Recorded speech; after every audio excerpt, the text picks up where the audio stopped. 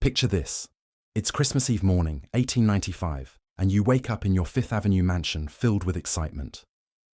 Today begins 2 days of the most important social events of the year: parties, dinners, family gatherings, and you're going to look absolutely spectacular at every single one. You slip out of bed and walk into your dressing room, where your lady's maid has already been working since dawn, and there they are, all your Christmas outfits, carefully laid out across chairs and dress forms, a stunning display of silk and velvet and lace that probably cost more than most people earn in years. There's the emerald green velvet for this morning's breakfast. The fabric so rich and deep it looks like liquid jewels. The way it catches the morning light, making it shimmer like something from a painting. The deep burgundy walking dress with genuine Russian sable fur trim, the fur so soft and luxurious that just touching it feels decadent. The cream silk tea gown with Alençon lace that took artisans months to create, making you look like you stepped out of a Renaissance masterpiece. The midnight blue dinner gown with hand-sewn jet beading that sparkles like stars, each tiny bead individually attached by seamstresses who spent weeks on this single dress. And the spectacular white and gold ball gown for tonight's Christmas Eve celebration. Layers of silk taffeta that rustle magnificently when you move. Gold thread embroidered in patterns so intricate you can barely believe human hands created them. The entire creation costing $800 and looking like something a queen would wear. You stand there admiring them, running your hands over the sumptuous fabrics, imagining the evening ahead. Your best friend Margaret will see you in the ball gown and immediately want to know who your dressmaker is. She'll try to act casual, but you'll see the envy in her eyes, the way she'll examine every detail trying to figure out how you managed to look so perfect. Your frenemy Caroline will spend the entire evening trying to find something to criticize. The shade of your gloves, whether your jewelry is too much or not enough, anything to salvage her pride when she realizes you've completely outshone her again. Your husband will see you descending the stairs in that white and gold confection, and his face will light up with pride because you're demonstrating to everyone that he can afford to dress his wife like royalty, that he's chosen a woman who understands exactly how to represent his wealth and status through impeccable taste. Your mother-in-law, impossibly difficult to please, will examine you critically as she always does, but even she won't be able to find fault with these ensembles. You've followed every fashion rule, consulted with the best dressmaker in New York, chosen fabrics and styles that are completely appropriate for your age and position, and spent enough money to prove you're taking your social responsibilities seriously. These outfits are your armor, your statement, your way of proving that you belong in this world of extreme wealth and even more extreme judgment. This is what you've been waiting for. This is what all those hours of fittings were for, standing still while dressmakers pinned and measured and adjusted. This is why you spent weeks agonizing over fashion plates and fabric samples, why you consulted with your dressmaker about every detail from the shade of ribbon to the exact placement of each button. You feel like you're looking at a fairy tale wardrobe, like you're a princess preparing for the most magical 2 days of the year, like you're finally going to have your moment to be the most elegant, most admired, most perfectly dressed woman in your entire social circle. But as you stand there imagining how perfect everything will be, admiring each gorgeous gown, already planning which jewelry to wear with each outfit, and what you'll say when people compliment you. What you don't yet know is that these next 2 days hold some surprises. Some of them good. The compliments will be even more effusive than you hoped, the envy even more satisfying. But some of them, not so much. Some things about wearing these beautiful gowns that you haven't quite thought through yet. Some realities about what it actually takes to look this perfect. Some costs beyond the price tags that you're only beginning to understand as your lady's maid approaches with your corset and that look on her face that says your fairy tale morning is about to become considerably more complicated. If you're watching with tired eyes and an overthinking mind, this story is for you. If you really enjoy these bedtime journeys through history, please like this video, subscribe, and tell me in the comments where you're listening from. I always love knowing where these stories are keeping you company. Let's talk about what it really meant to be the best-dressed woman at Gilded Age Christmas. The outfits that cost fortunes and looked like dreams, and the surprising realities, both wonderful and not, that came with wearing them. Your lady's maid. Her name is Mary. She's been with you for 3 years. She knows your preferences and your body better than anyone except possibly your husband. And right now, she's holding your corset with the expression of someone about to begin a familiar but arduous task. Getting you into your first outfit of Christmas Eve is going to take at least 45 minutes, possibly an hour if your hair proves difficult.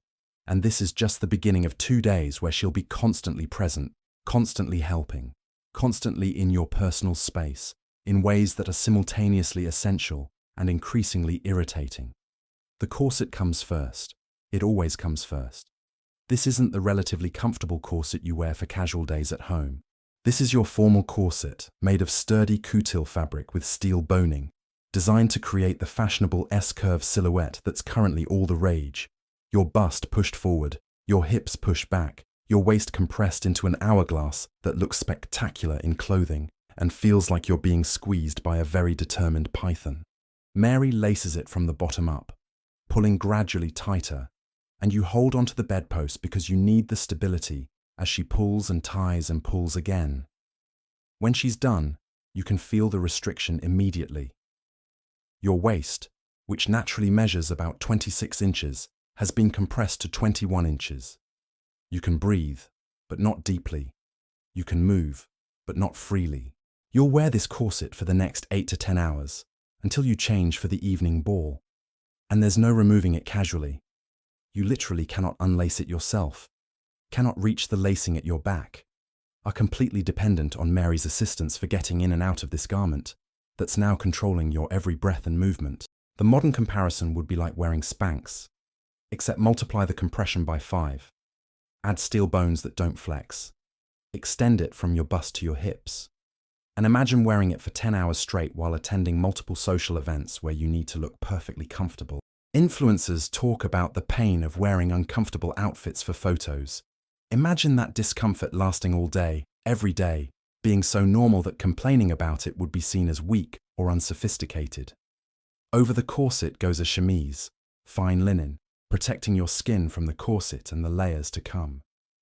Then a corset cover, smoothing the lines of the corset so they don't show through your dress. Then your drawers, long linen undergarments that reach past your knees. Then a petticoat. Actually, several petticoats, because the fashionable silhouette requires volume in your skirts, and that volume comes from layers of starched linen and cotton, creating fullness without obvious bulk. You're already wearing 6 or 7 separate garments, and Mary hasn't even brought out the actual dress yet. You're starting to feel warm. It's December, but the bedroom is well heated, and you're wearing multiple layers of fabric that trap heat, and the physical effort of being dressed is making you perspire slightly despite the cool season.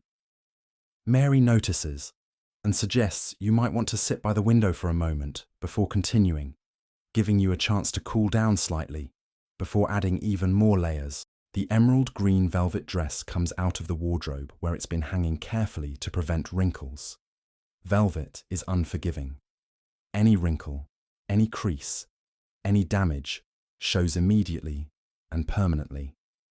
This dress cost $300, equivalent to about $10,000 today, roughly 6 months of wages for the dressmaker who created it, and more than Mary earns in an entire year. The fabric alone, silk velvet from France, dyed that perfect deep emerald colour, with a nap that changes shade depending on how light hits it, costs more than many families spend on food for months. Mary helps you step into the dress. There's no pulling it over your head, not with your elaborate hairstyle that took 30 minutes this morning to create. The dress fastens up the back with 42 individual hooks and eyes, each one requiring Mary to align precisely and fasten securely.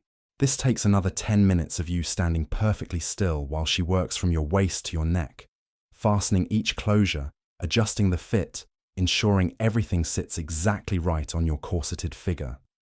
The dress fits perfectly because it was made for your exact measurements, fitted multiple times during construction to ensure the bodice conforms to your torso, the sleeves set precisely at your shoulders, the skirt hanging with perfect drape and fullness. The result is spectacular. The dress looks like it was painted onto your body, every line clean and elegant, the rich velvet catching light beautifully, the colour making your complexion glow. You look in the mirror and see exactly the image you wanted. wealth, taste, sophistication, beauty. What you feel is restriction and heat. The dress, combined with all the undergarments, weighs approximately 15 pounds. The high collar comes up to your chin. The long sleeves reach your wrists. The bodice fits so closely that there's no room for adjustment or movement. You cannot raise your arms above your shoulders without straining the seams. You cannot sit carelessly without thinking about crushing the velvet or disrupting the careful drape of the skirt. You cannot bend or twist or move naturally. Every motion needs to be calculated and controlled to avoid damaging this expensive, beautiful, uncomfortable creation. But when you descend to breakfast and your husband sees you, his face lights up with admiration. "You look magnificent," he says, and you can see he means it, can see he's proud to have a wife who looks like this. Your mother-in-law, already seated at the breakfast table, examines you critically and then nods slightly. Not effusive praise, she's not the type, but that small nod means she found nothing to criticize, which from her counts as high approval. Breakfast is an ordeal of careful eating. You cannot bend forward easily to reach your plate. The corset and dress restrict that movement. You cannot eat much. Your compressed waist has compressed your stomach, and a few bites of toast and eggs fill you uncomfortably. You sip tea carefully, worried about spilling on the expensive velvet. You sit with perfect posture because slouching is both uncomfortable in this corset and would wrinkle the dress. Modern comparison. It's like those Instagram influencers who wear elaborate outfits to brunch and then talk about how they couldn't actually eat anything because the outfit was too restrictive, except this is your every formal meal, your standard experience of dining in company, expected and normal rather than an occasional sacrifice for content. After breakfast comes the morning round of social obligations. You're expected to make calls on Christmas Eve, visiting other families in your social circle, maintaining connections, and demonstrating proper attention to relationships. But before you can leave the house, you need to change because the velvet dress, while perfect for breakfast at home, is inappropriate for morning calls. The fashion rules are specific and unforgiving. Velvet is too formal, too rich for daytime visiting. You need something simpler, more subdued, appropriate for appearing in other people's homes during morning hours. Back to your dressing room, where Mary is waiting. The emerald velvet dress comes off. Another 10 minutes of unfastening hooks, carefully removing the dress, hanging it immediately to prevent any damage. Your relief at having it off is brief because you know you're about to be put into something else equally restrictive. The walking dress is burgundy wool with sable fur trim, more casual than the velvet but still formal by any reasonable standard. The wool is fine merino, soft and expensive, tailored to fit your corseted figure precisely. The sable trim at the collar and cuffs costs more than the dress itself. Genuine Russian sable, soft and luxurious and wildly expensive, the kind of fur that announces serious wealth. The entire ensemble cost $400, more than the velvet dress, more than Mary earns in 14 months of work. Getting into the walking dress takes another 40 minutes. Mary adjusts your undergarments, puts you into the dress, fastens another 40-some hooks up the back, ensures every line is perfect. You need different gloves for this outfit. The green gloves you wore with the velvet dress are wrong with burgundy, so it's new gloves in dove grey kid leather, fitted so precisely to your hands that putting them on requires Mary's help to smooth each finger.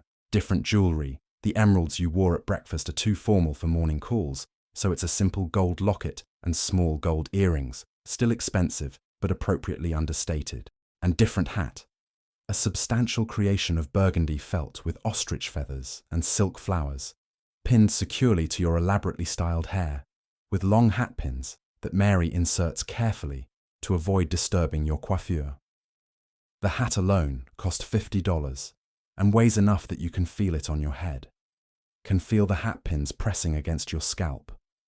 Another reminder that beauty requires endurance. You're back in the carriage visiting 3 different families, sitting in their parlours for precisely 15 minutes each, discussing nothing substantial while being judged on your appearance and your manners.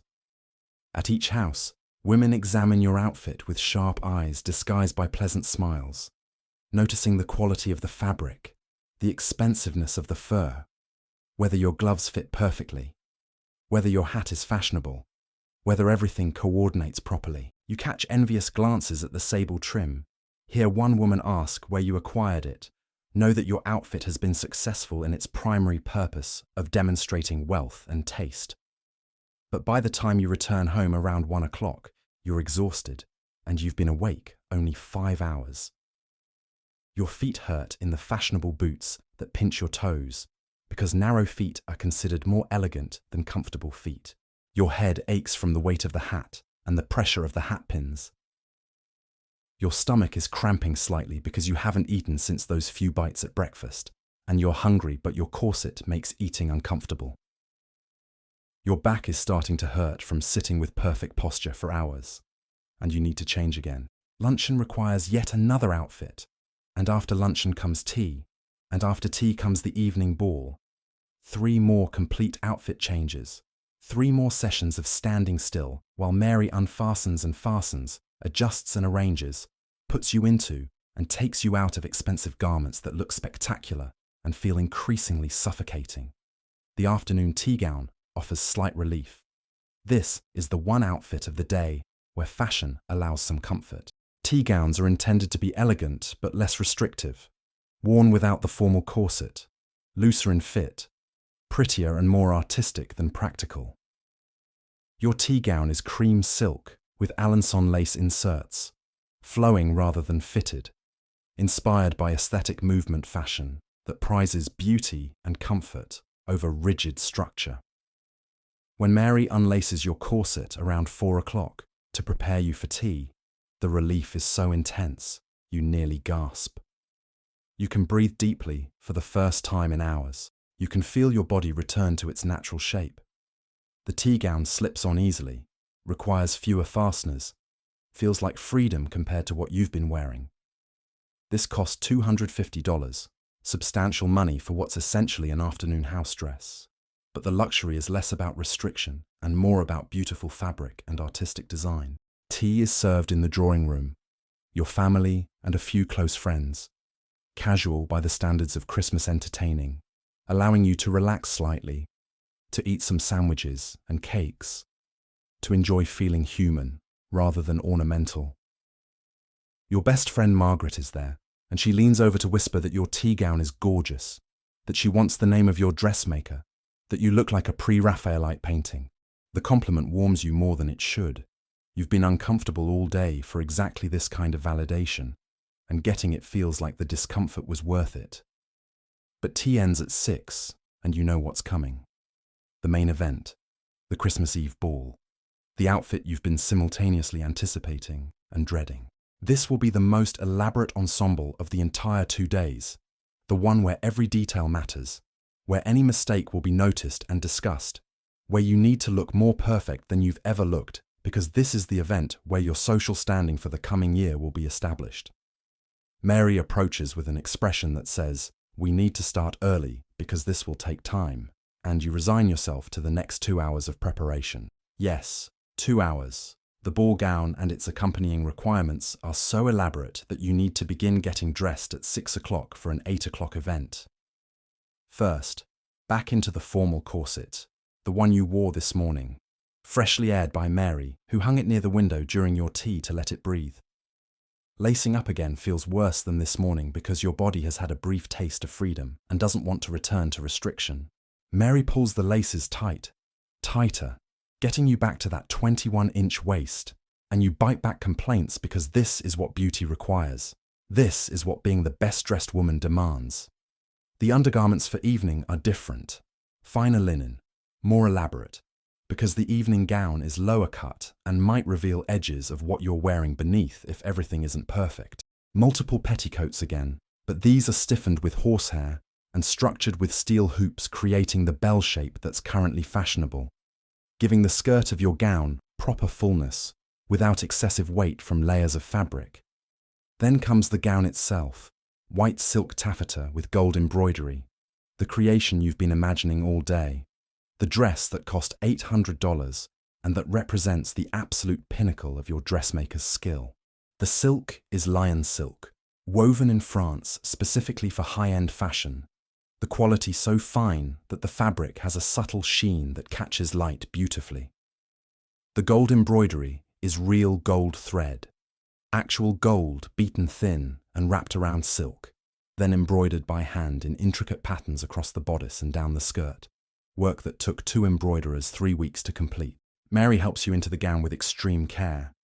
This isn't something you can casually step into. It's more like being installed into a piece of art. The gown has a separate bodice and skirt, both fitted precisely to your measurements. The bodice fastens with hidden hooks at the back. 68 of them, Mary counts under her breath as she works, taking 20 minutes just for the fastening. The skirt attaches to the bodice with more hooks, creating a seamless line. The layers of silk taffeta falling in a train that extends 3 feet behind you, and that you'll need to manage carefully all evening.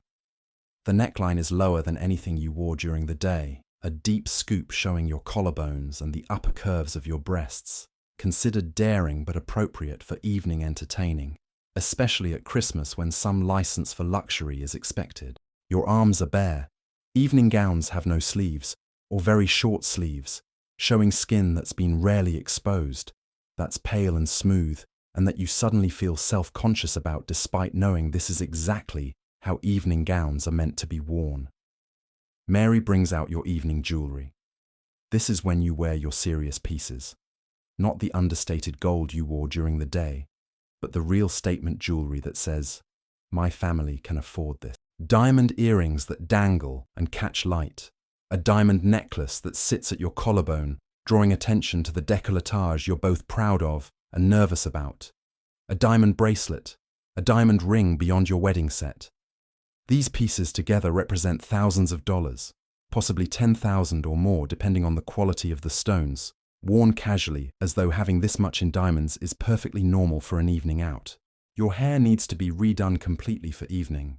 The style you wore during the day is appropriate for day but insufficient for a ball. Mary takes down your hair and rebuilds it into an elaborate updo that takes 45 minutes, using hot irons to create curls that she then pins into complex arrangements, incorporating decorative combs set with small diamonds, adding a small tiara. Yes, a tiara, because married women of your class own tiaras and Christmas balls are occasions when wearing them is appropriate. That Mary pins securely to your elaborately curled and arranged hair. Long white gloves. Evening gloves that reach above your elbows, made of the finest kid leather, fitted so precisely to your arms that you need Mary's help to smooth them on. 20 buttons at each wrist that need to be fastened with a special glove hook. The gloves are so fitted that you can barely bend your wrists, can't easily grasp anything without risking damage to the delicate leather. And shoes. White silk evening slippers with small heels, made on lace shaped to your feet, beautiful and completely impractical, meant for indoor wearing on smooth floors only. These cost $40, equivalent to maybe $1,200 today, for shoes that you'll wear perhaps 6 times before they're too damaged from wear to be acceptable in company. When Mary finishes, when you finally look at yourself in the full-length mirror, the effect is breathtaking. You look like a princess, like an angel, like something from a fairy tale. The white and gold gown catches every bit of light. The diamonds sparkle brilliantly. Your elaborately styled hair with its tiara frames your face perfectly. You look expensive and elegant, and exactly like someone who belongs at the most exclusive Christmas ball of the season. You also can barely move. The corset restricts your breathing. The gown weighs 25 pounds, significantly heavier than your daytime dresses, the weight pulling at your shoulders and back. The train requires constant attention. You cannot walk normally, need to be conscious with every step of whether the train might catch on something or whether someone might step on it. The gloves make your hands essentially useless. You can't grasp things firmly, can't manage anything that requires finger dexterity. The tiara presses on your head, held in place by pins that dig into your scalp. The shoes pinch your feet, and you know you'll be wearing this for the next 6 hours minimum. The ball starts at 8, won't really get going until 9, will run until 2 or 3 in the morning. You'll be standing, dancing, socializing, performing grace and elegance and ease for hours, while feeling like you're trapped in a beautiful prison of fabric and corset and shoes that hurt. But when you descend the stairs and see your husband's face, When you arrive at the ball and hear the gasps and compliments, when your best friend Margaret grips your arm and whispers that you look absolutely stunning, when you see your frenemy Caroline's expression of bitter envy, quickly masked by a forced smile, when other women ask who made your gown, and you can see them mentally calculating whether they can afford something similar, all of that makes the discomfort feel worth it. This is what you wanted, what you planned for, what you spent weeks and hundreds of dollars achieving. The ball itself is a triumph for your wardrobe. You dance and your gown moves beautifully, the silk rustling with a sound that's audible over the music, drawing eyes to you with every movement. You manage the train skillfully, catching it over your arm when you need to turn, letting it flow behind you when you walk, demonstrating the skill at managing elaborate clothing that marks you as genuinely sophisticated rather than merely wealthy. Multiple people compliment your gown, your jewelry, your overall appearance. Your husband is visibly proud, introducing you to important people with an expression that says, "Look at my impeccable taste in wives." At midnight, the servants bring out champagne, and there's a toast to Christmas, and you stand there in your white and gold gown surrounded by the most elite members of New York society. And this feels like the pinnacle of what your life was supposed to be. You've made it. You're accepted. You're admired. You're exactly where you're supposed to be. But by 1 o'clock, your feet are screaming in pain. The shoes that looked so delicate and beautiful have been pinching your toes for 5 hours, and you suspect you're developing blisters. Your back is aching from the weight of the gown and from maintaining perfect posture in the restricting corset. You're tired, not just physically, but mentally tired from performing grace and elegance and interest in conversations that are pleasant, but not particularly substantial, from monitoring your appearance constantly, from being on for hours. By 2 o'clock, you're desperate to go home, to get out of this beautiful torture device, to lie down without corset or gown or jewelry. But you can't leave early. That would be noticed and discussed, would suggest either poor health or poor stamina, or lack of social commitment. So you stay until nearly 3, maintaining your smile and your gracious manner, dancing one last dance with your husband, where you focus on not stepping on your train, rather than on any romantic connection, finally being released to go home.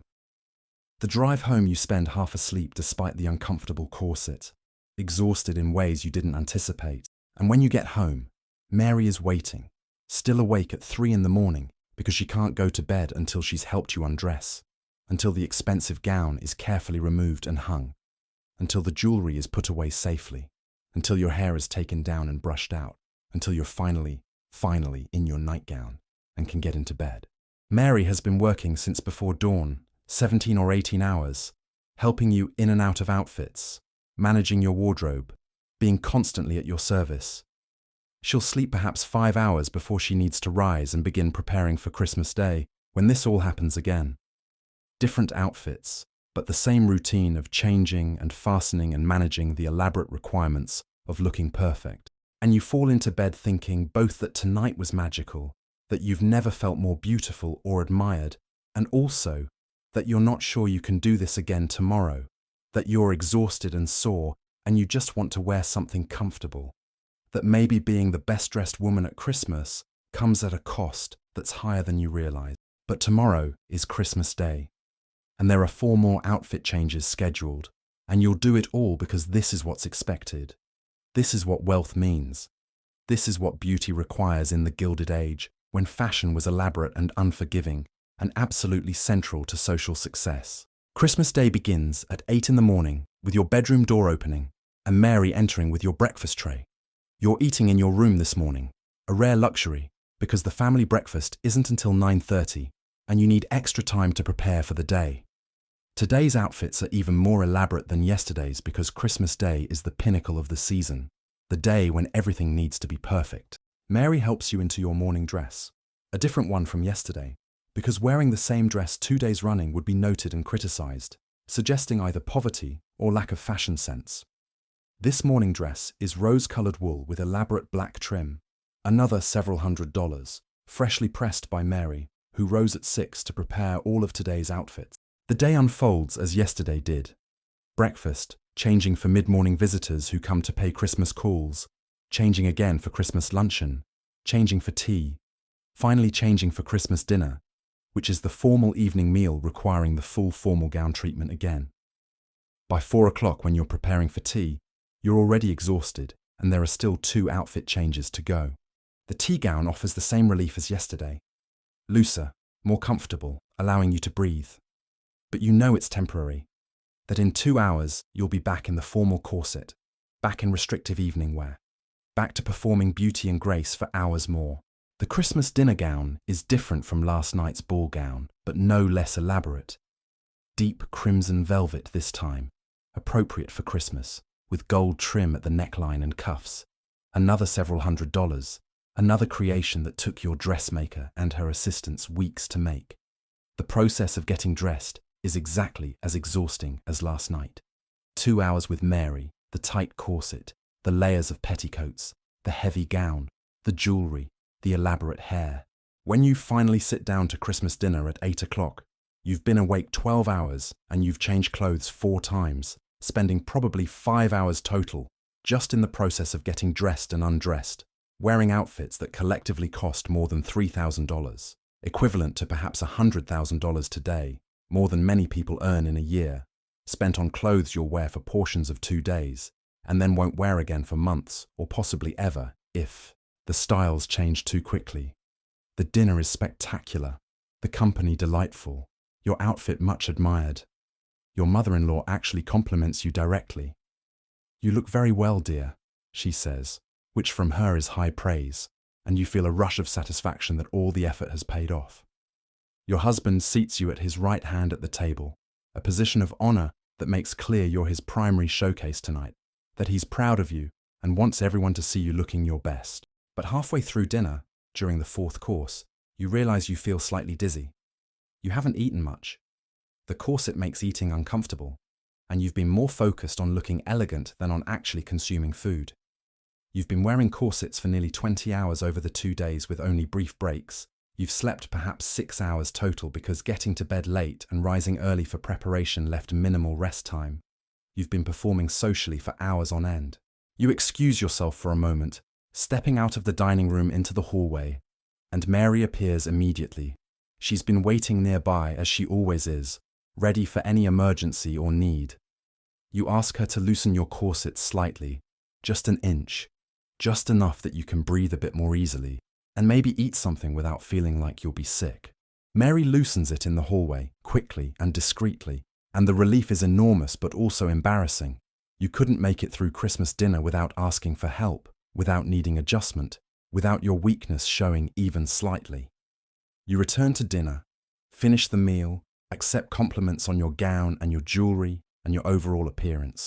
But inside you're thinking about how much you want this to be over, how much you want to be wearing something comfortable, how tired you are of being beautiful when beauty requires this much effort and discomfort and constant management.